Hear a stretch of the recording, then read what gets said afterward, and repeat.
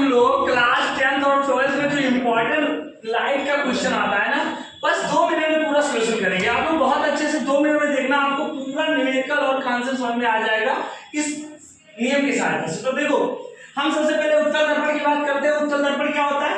इसका दृष्टि क्षेत्रफल बहुत अधिक होता है। पूछता है ऐसा कौन सा दर्पण है जिसका दृष्टि क्षेत्रफल अधिक होता है, तो उसका नाम है उत्तल दर्पण, क्योंकि ये बहुत बड़े एरिया का बहुत छोटा प्रतिबिंब बना देता है।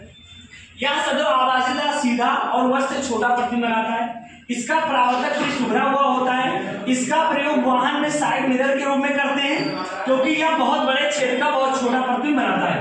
इसके लिए F और B दोनों धनात्मक होते हैं। F क्या है? फोकस दूरी, B क्या है? प्रतिबिंब की दूरी, और U का मान ऋणात्मक होता है। दर्पण का सूत्र क्या होता है? 1/f बराबर 1/b प्लस 1/u। इसका जो परावर्तक पृष्ठ होता है वो उभरा होता है, क्योंकि पारस अंदर से हो रही है।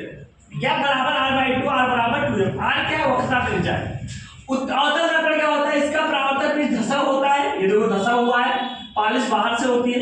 यह वास्तविकता आभासी दोनों प्रतिबिंब बनाता है। इसका प्रयोग डॉक्टर दांत, कान और आंख को देखने में उसका बड़ा या नाई अपने दुकान पे करते हैं। इसके लिए F और U और B तीनों ऋणात्मक होते हैं।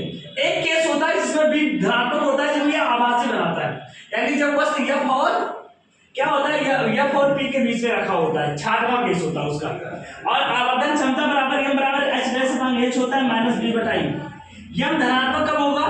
आभासी प्रतिबिंब के लिए। M ऋणात्मक कब होगा? वास्तविक प्रतिबिंब के लिए।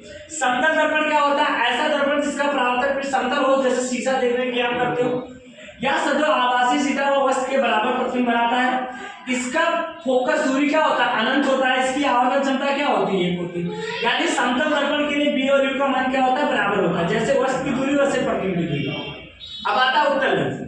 इसे अवसारी लेंस भी कहते हैं, यानी उत्तल लेंस का एक नाम अवसारी लेंस है। यह वास्तविक का आभासी प्रतिबिंब बनाता है। सूत्र में इसका होता है 1/f बराबर 1/b माइनस 1/b। यहाँ ध्यान देना, दर्पण लेंस का सूत्र में माइनस हो जाता है और दर्पण के सूत्र में यहाँ पर प्लस हो जाता है, बस। इसके लिए F का मान धनात्मक होता है और U का मान क्या होता है? ऋणात्मक। यानी U का मान सबके लिए ऋणात्मक होता है, चाहे वो दर्पण हो चाहे वो लेंस हो। यह बीच में मोटा था, किनारों पर पतला होता है, समझ गए ना? फिर आता है अवतल लेंस। इसे आप अवसारी लेंस भी कहते हैं। यह केवल आभासी प्रतिबिंब बनाता है। इसके लिए F, B और U तीनों ऋणात्मक होते हैं और ये बीच में पतला होता है, समझ गए ना?